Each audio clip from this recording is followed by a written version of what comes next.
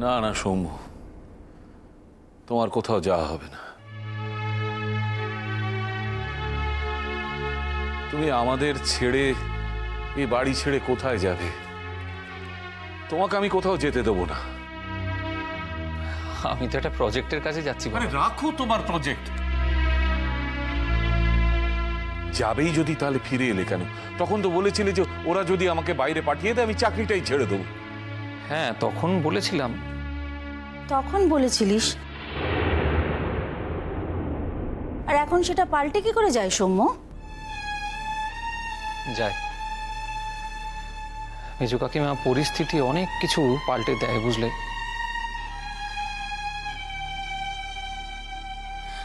দেখো, যে পরিস্থিতির কথা তুমি বলছো সেই পরিস্থিতির কথা যে আমরা জানি না তা তো নয়। আর তুমি বিদেশ চলে গেলে, কলকাতা ছেড়ে চলে গেলে তার সমাধান হয়ে যাবে।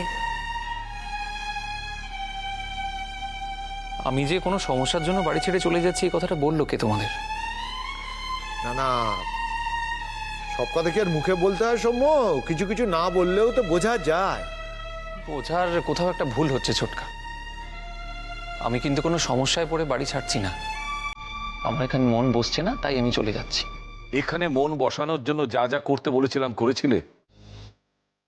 বাড়ির শুদ্ধ কেউ তো তখন আমার কথা শোনোনি। বলো, শুনেছিলে? আমিও তো বাড়ির সবাইকে বোঝাবার চেষ্টা করেছিলাম বাবা, যে রঞ্জা কিন্তু ভুল বোঝার মতন বা অপমানিত হওয়ার মতন মেয়ে নয়।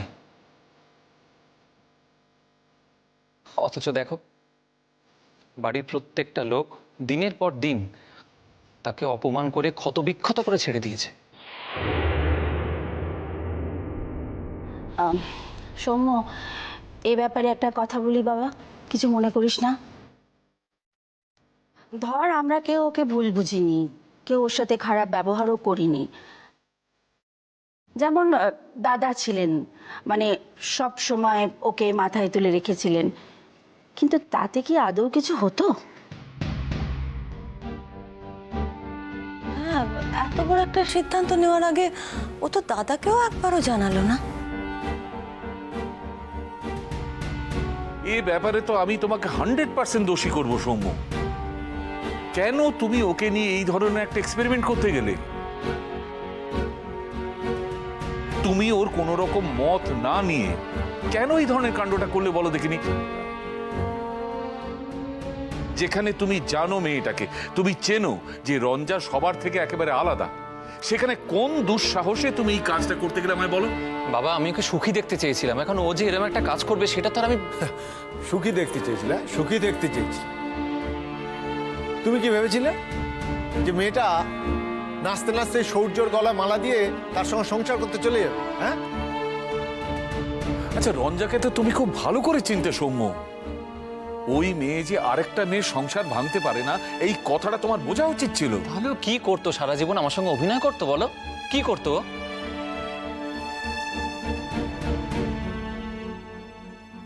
অভিনয়?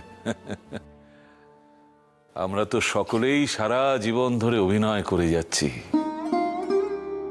আর এই অভিনয়টা করতে করতে যখন অভিনয়টা সত্যি হয়ে যায়, রঞ্জারও হয়তো তাই হতো।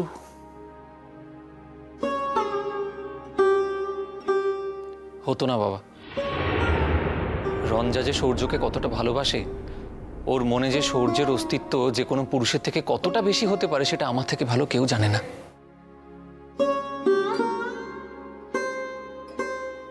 আমার অভিজ্ঞতা, আমার বয়স তোমার থেকে অনেক বেশি সৌম্য। তাই বলছি, মানুষের জানা সময়ের সঙ্গে সঙ্গে বদলে যায়।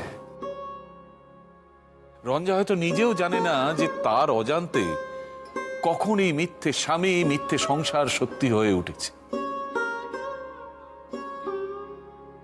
এমন যে হতে পারে না তা তো নয় বাবা। না বাবা, না। সৌম্য, তুই চলে গেলে তো মেয়েটাকেও খোঁজা হবে না। কি করে খুঁজবো ছোটকা, সেটা বলো? ওর তো একটা ছবি পর্যন্ত নেই আমাদের কাছে। হ্যাঁ, তাছাড়া এ কথাও তো ঠিক, মেয়েটা তো আর হারিয়ে যায়নি। ইচ্ছে করে হারিয়েছে। না না, তাই বলে কি মেয়েটাকে খোঁজার আমরা চেষ্টা করব না সৌম্য? কিন্তু কি করে বাবা?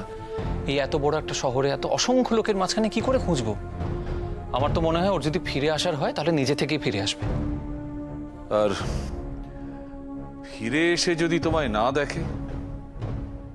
যদি আমি নিজে খবর পাই যে ও ফিরে এসেছে, তাহলে আমি যত তাড়াতাড়ি সম্ভব ফিরে আসব, চেষ্টা করব ফিরে আসতে। তবে আমি নিশ্চিত যে ও ফিরবে না। আমি জানি ও ফিরবে না। সৌম্য, হ্যাঁ বাবা, সত্যিটা আমার মনে হয় আমাদের সবাইকার মেনে নেওয়াই ভালো। তাহলে তুই যাবি? হ্যাঁ মেজ কাকিমা, আমি আগামী শনিবার রওনা হব। তুমি তাহলে তোমার সিদ্ধান্ত বদলাবে না? বাবা আমাকে বাধা দিও না। আমার কলকাতা সত্যি মন বসছে না। আমি কিছুতেই আর নিজেকে... আরে আশ্চর্য, তুই বড় বৌদির কথা ভেবেছিস? এমনিতে এমন কান্নাকাটি করছে, তুই চলে গেলে কি মন নিয়ে মানুষরা থাকবে বলতো? ও অভ্যেস হয়ে যাবে ছোটকা। আর তাছাড়া আমি তো পার্মানেন্টলি চলে যাচ্ছি না, কিছুদিন পর ফিরে আসবো। সৌম্য, ওই মেয়েটার এতটাই ক্ষমতা যে আমাদের বাড়ির সকলের ইচ্ছেকে তুমি উপেক্ষা করতে পারো। যদি তোমার এই ব্যাখ্যাই পছন্দ হয় মিমি, তাহলে আমি কোনো রকম তর্ক করব না। তার কারণ তোমার স্বাধীনতা তোমারই।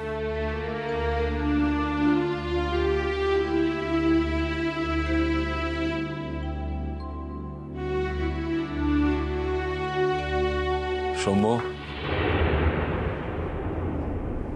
সৌম্য, এদিকে এসো। হ্যাঁ বাবা, বলো না। কাছে ডাকছি তো।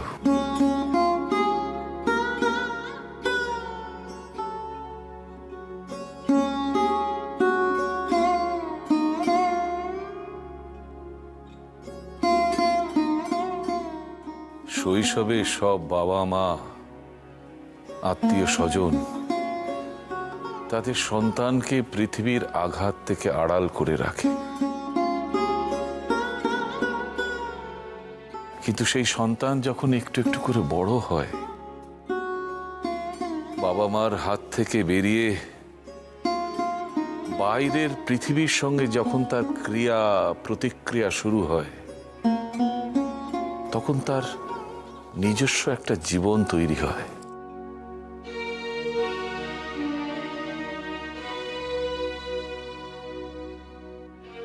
সেই জীবনটা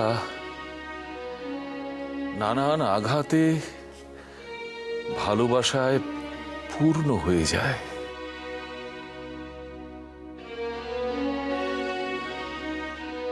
তখন সেই বাবা মার আর কিছু করার থাকে না বাবা। তখন সেই সব কাছের মানুষ দূর থেকে এতদিন ধরে দুর্যোগ থেকে আড়াল করে রাখা সন্তানকে শুধু দেখতে থাকে, কিন্তু তার হাতে নিরাময়ের কোনো উপায় থাকে না।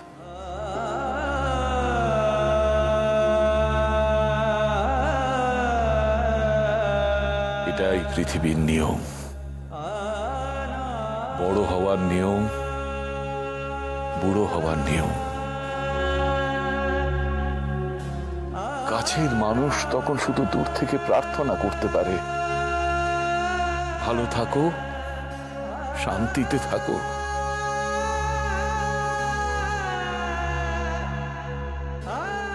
একজন অসহায় পিতা হয়ে আমিও তোমার কাছে সেই প্রার্থনাই করছি বাবা, ভালো থাকো, শান্তিতে থাকো, ব্যাস, আর কিছু না।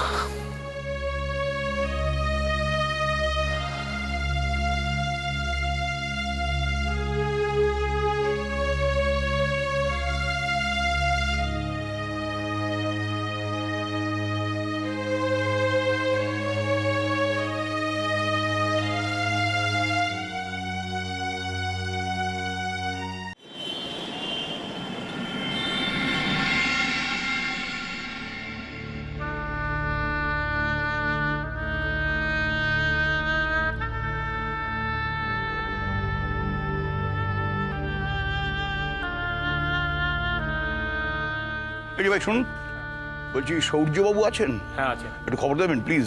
হ্যাঁ লিখে দিচ্ছি। Thank you.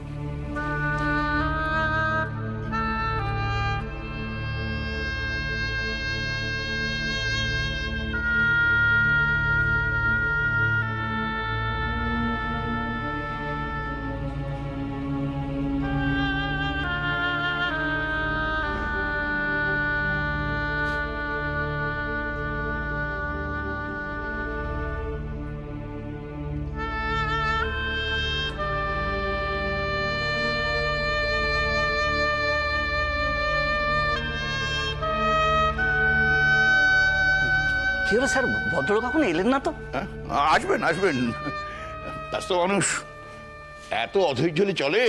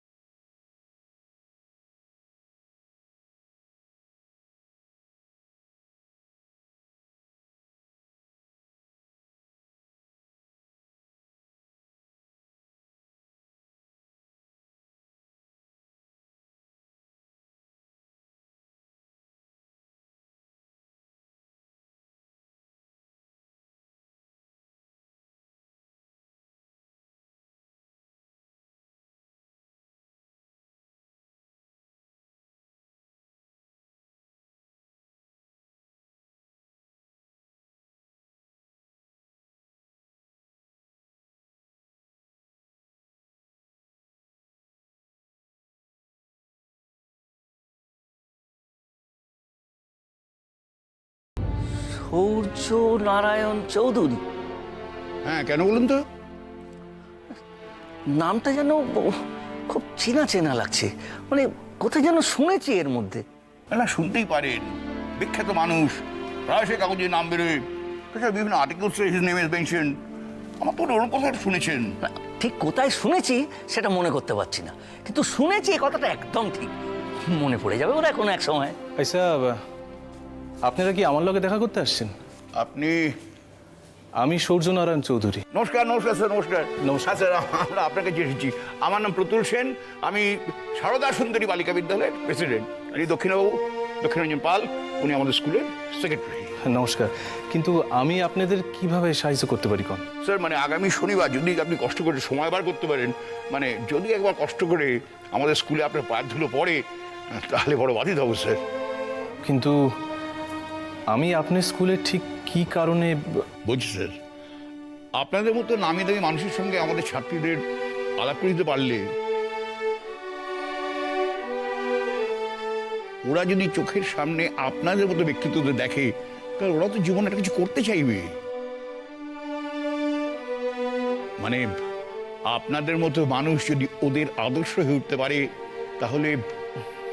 এভাবে কইেন না প্লিজ, মানে আমি একজন অত্যন্ত সাধারণ মানুষ।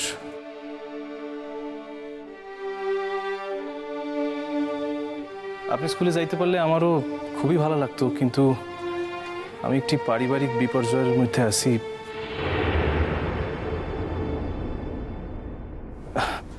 আপনাকে প্রচেষ্টা বড়ই মহৎ, ইয়াতে কোনো সন্দেহ নাই। যাইতে পারলে আমারও খুব ভালো লাগবো। অনেক আশা নিয়ে এসেছিলাম স্যার, ছাত্রীদের বড় মুখ করে বলেছিলাম যে আপনাকে নিয়ে যাব। দেখেন, আমার একজন নিকট আত্মীয়া কয়দিন হইল নিখোঁজ।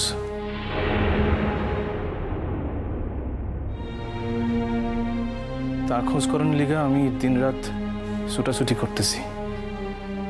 ইউনিভার্সিটির পর সবটার সময় আমার এই কামেই ব্যয় হয়। স্যার, আমি আশা করবো আপনি শিগগিরই আপনার আত্মীয়কে খুঁজে পাবেন। ধন্যবাদ। আচ্ছা, তাও জানি না রাখি, শনিবার আমারে কয়টার সময় যাইতে হইব? স্যার, 2টো নাগাদ স্যার। আপনি যদি অনুমতি করেন, আমি নিজে এসে আপনাকে নিয়ে যাবো স্যার। দেখেন, ছাত্রছাত্রীকে নিকট যাইতে আমার বরাবরই খুবই ভালো লাগে। তাই ওই যে কইলাম, আমার ব্যক্তিগত ব্যাপার লইয়ে আসলে আমি একটু ঠিক আছে, শনিবার একবার আইসেন, সম্ভব হইলে আমি নিজস্ব যাবো। অনেক ধন্যবাদ স্যার, অনেক ধন্যবাদ। আপনি আপনি শুধু একজন উচ্চশিক্ষিত মানুষই নন, আপনি খুব খুব বড় মাপের মানুষ। আমি আমি প্রার্থনা করি ঈশ্বরের কাছে তিনি আপনার মঙ্গল করুন, আর আপনার আত্মীয়কে আপনি নিশ্চয়ই খুঁজে পাবেন। ধন্যবাদ। তাহলে স্যার আজকের মতো আমরা যাই। আইসা, নমস্কার। নমস্কার।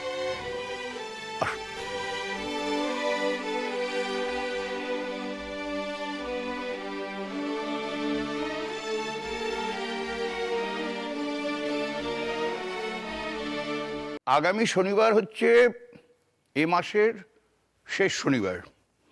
তো আপনারা যারা পুরনো টিচার আছেন তারা তো জানেনই যে ওই প্রত্যেক মাসের শেষ শনিবার আমরা একজন বিশেষ অতিথিকে আমাদের স্কুলে আমন্ত্রণ জানাই, যাতে ওই আমাদের স্কুলের ছাত্রীরা তাদের সঙ্গে ইন্টারাক্ট করে মানে তাদের আত্মিক এবং মানসিক বিকাশ অনেক বেশি হয় আর কি। তো এই শনিবার মানে লাস্ট শনিবার এবারও আমরা একজন বিশেষ অতিথিকে আনবো, এবং সেই কারণে আজকে আমরা মানে আমি সেক্রেটারি বাবু আমরা একটু তাড়াতাড়ি বেরিয়ে যাব। আপনাদের কাছে আরেকটা রিকোয়েস্ট, আমাদের নতুন হেডমিস্ট্রেস এসেছেন, আপনারা প্লিজ সকলে মিলে তার সঙ্গে কোঅপারেট করুন, তার সঙ্গে সহযোগিতা করুন, যাতে স্কুলটা আরও এগিয়ে যেতে পারে। আমরা সকলে মিলে যাতে এই স্কুলটাকে এগিয়ে নিয়ে যেতে পারি। নিশ্চয়ই স্যার, এই স্কুল তো আমাদের প্রাণ। তো একখান কথা স্যার, আমি দ্বিতীয় দিন স্কুলে এসে লক্ষ্য করলাম যে এই স্কুলের অনেকেই ঠিকঠাক সময় কিন্তু স্কুলে আসে না।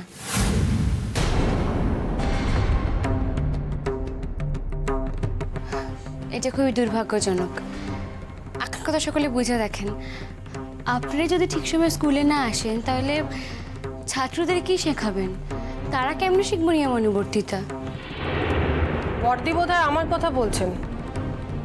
আপনার জানা নেই আমি কিন্তু ঠিক সময়েই স্কুলে আসি। আজ আমাদের ওখানে বাস ধর্মঘট হয়েছে, অনেকটা রাস্তা আমাকে হেঁটে আসতে হয়েছে। তাই না দীপিকাদি, আমি শুধু আপনার একা কই নেই, এখানে আরও কেউ কেউ আছে যারা একই কাম করছেন। যাই হোক, আশা করতেছি আপনারা সকলেই কাল থেকে গতি খুলবেন। না না না, এ তো একদম ভালো কথা নয়। আমাদের ধারণা ছিল দীপিকাদি সব থেকে পুরনো টিচার, উনি নিশ্চয়ই ঠিক সময় ক্লাসে আসেন। স্যার আমি রোজ ঠিক সময়েই ক্লাসে আসি, শুধু আজই দেরি হয়েছে। আপনার তো আমার থেকে অনেক সিনিয়র, তো একখান কথা আমি আজ কইতে বাধ্য হইতেছি যে আপনি কিন্তু অসত্য কথা কইতেছেন।